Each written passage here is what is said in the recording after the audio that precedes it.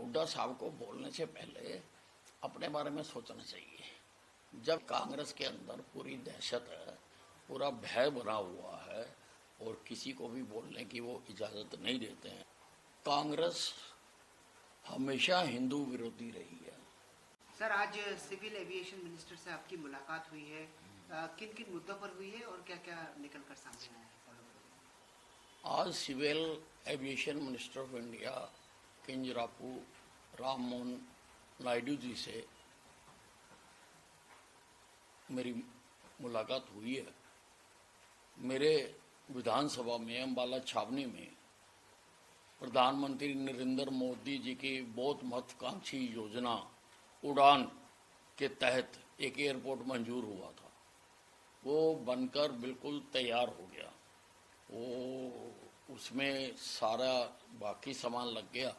जो security equipments हैं वो एविएशन वालों ने लगाने होते हैं, तो उसी के लिए मैं मिला था कि वो लगाए जाएं और लगाते ही हम जल्दी उड़ान शुरू कर देंगे। मैंने उनको न्योता भी दिया है कि आप आकर वहाँ से हमारा एयरपोर्ट का उद्घाटन करें।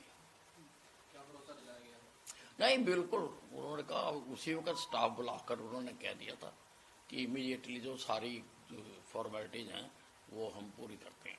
तो कब तक माना जाए सर कि वहाँ से ऑपरेशन शुरू? नहीं, एज अर्ली एज जैसे ही सामान लग जाएगा। जो स्कैनिंग का सामान होता है, जब लगेज जाता है वो ये देते हैं, और बाकी जो सिक्योरिटी के इक्विपमेंट्स हैं वो सिविल एविएशन ही लगाता है। हालांकि पत्र हम पहले लिख चुके हुए हैं, लेकिन मैं मिला हूँ कि ताकि उसको त्वरित गति से सब सामान लगाया जाए।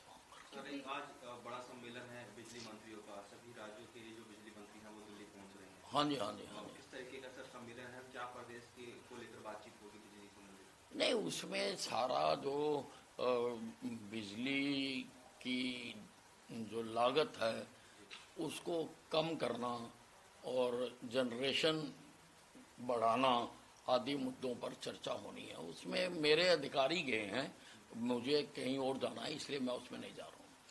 सर, प्रीपेड मीटर को लेकर है, आप लोगों की तरफ से प्रोजेक्ट भी शुरू किया गया है, तो कैसे समझाएंगे इसका मतलब? ये अब जो स्मार्ट मीटर आ गए हैं जिनको हम लगाने जा रहे हैं और उनके टेंडर भी हो चुके हुए हैं, उसमें प्रीपेड की भी सुविधा है कि लोग जितनी बिजली खर्चनी है उतनी ला के उसमें जैसे मोबाइल में डालते हैं मोबाइल चलाने के लिए, उसी प्रकार से है। पोस्ट पेड का भी है, लेकिन लोगों से चॉइस मांगी जाएगी कि वो प्रीपेड लगाना चाहते हैं या पोस्ट पेड लगाना चाहते हैं। सर, कांग्रेस पार्टी खाद की समस्या को लेकर बड़ा इश्यू बना रही है। हुड्डा साहब ने भी इस मामले को उठाया है, क्या कहना चाहिए? नहीं, खाद का सारे प्रदेश में ठीक वितरण हो रहा है और जैसे जैसे आवश्यकता हो रही है वो और हम मंगवाते जा रहे हैं। और हुड्डा साहब का तो अब क्या करें, वो आपने हरा के वो घर बैठ गए, अब बोलें भी ना, ये तो नहीं हो सकता ना। वो तो दावा कर रहे हैं कि हमारे बराबर के हमें वोट मिले हैं और सत्र भी जो विधानसभा में बुलाया गया है, इसलिए 3 दिन बुलाया गया, वरना किसान घेर लेंगे। सर, विपक्ष जो है वो सेशन बढ़ाने की मांग कर रहा है। आप देखिए, हुड्डा साहब को बोलने से पहले अपने बारे में सोचना चाहिए। जब इनकी सरकारें थी, क्या कभी शीतकालीन सत्र इन्होंने लंबे चलाए? मैं तो 7 बार का विधायक हूँ, सारे मुख्यमंत्रियों के कार्यों को मैंने देखा, सारों के। तो वो ठीक है, बोलने के लिए बोल रहे हैं, बाकी जो भी उसमें विषय आएंगे वो सारे डिस्कस होंगे। सर, क्या विषय रहेंगे अगर बात करें तो, क्योंकि पहला सरकार का पहला सेशन होगा?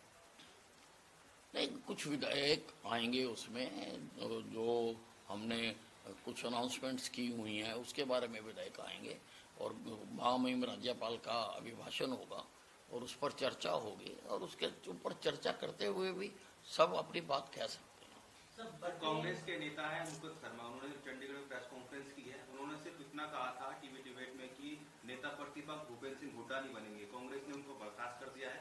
वो देवान में लेटर जारी करके 6 साल के लिए बर्खास्त कर दिया। किस तरीके से देखते हैं सर? हुड्डा के खिलाफ किसी कांग्रेस के कार्यकर्ता ने बोला, कांग्रेस ने उनको पार्टी से निकाल दिया। नहीं, कांग्रेस के अंदर पूरी दहशत है, पूरा भय बना हुआ है और किसी को भी बोलने की वो इजाज़त नहीं देते हैं। इन फाइटिंग बहुत ज़्यादा है और इसी कारण से ये अभी तक अपना विधायक दल का नेता नहीं चुन पाए हैं। सर, बटेंगे तो कटेंगे लेकर लगातार विवाद हो रहा है, इसको लेकर क्या कहेंगे आप? देखिए, प्रधानमंत्री नरेंद्र मोदी जी ने बहुत अच्छी बात कही है कि एक रहेंगे तो सेफ रहेंगे, और ये तो बहुत अच्छी बात है। देश अगर एक रहता है, मजबूत रहता है, तो सेफ रहेंगे। उसी आधार पर ही वो बात है, किसी जाति धर्म का तो नाम वो नहीं ले रहे, वो तो इकट्ठा रहने के लिए बात कर रहे हैं ना, वो किसी जाति धर्म का नाम तो नहीं ले रहे। लेकिन धर्मगुरु मौलाना तौकीर रजा को ये बात पसंद नहीं आ रही है। वो कह रहे हैं कि प्रधानमंत्री को ऐसा बयान नहीं देना चाहिए, इससे नफरत फैलेगी। इस तरह की बयानबाजी वो दिल्ली में कर रहे हैं। नहीं, वो कहते हैं ना, चोर की दाढ़ी में तिनका। किसी का नाम तो लिया नहीं है योगी जी ने, किसी धर्म की बात नहीं की है।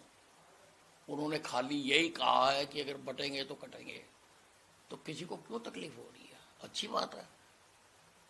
अब अगर कोई ऐसा कहता है तो उनको लगता होगा कि ये उनके बारे में कही जा रही है, लेकिन वो ऐसा नहीं कह रहे।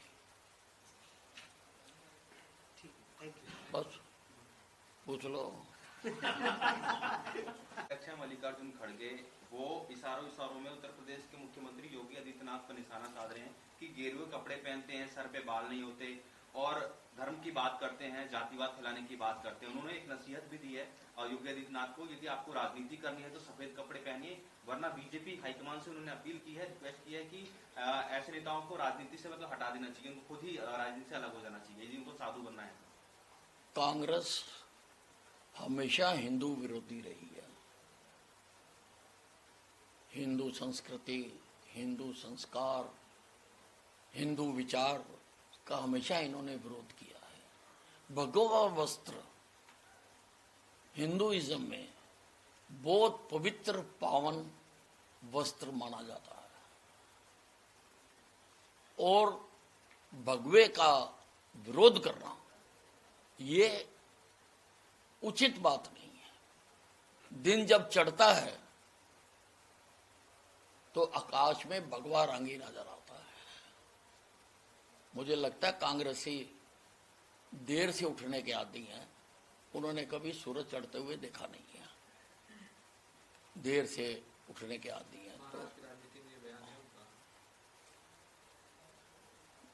नहीं, ये देखिए, ये इस प्रकार से कहना मल्लिकार्जुन खड़गे जी का किसी भी प्रकार से उचित नहीं है।